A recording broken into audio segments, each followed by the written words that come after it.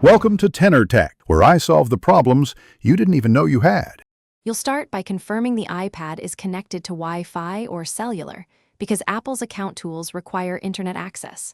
Once done, open Settings and tap your name at the top. If you can't sign in, tap Password and Security, then change password. You'll need either your device passcode or an active recovery method.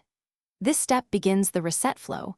It proves you control the device, which is why Apple asks for local verification before changing a password. Now continue by selecting Password and Security and choosing Change Password. This is the main reset path when your device is trusted. Make sure to authenticate using the iPad passcode when prompted. This verifies you physically control the device.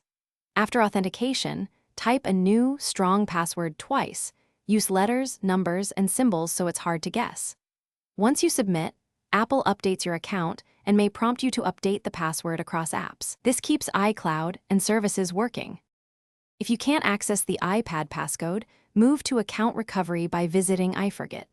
Apple.com or using a trusted friend's device with recovery contact. Follow the guided identity steps. Apple may require a verification wait, which proves your identity without immediate credentials. Make sure your iPad's date/time and network are correct, because failures often come from connectivity or wrong system time. If recovery stalls, try again from another. Thanks for watching. Subscribe to keep your life in tune.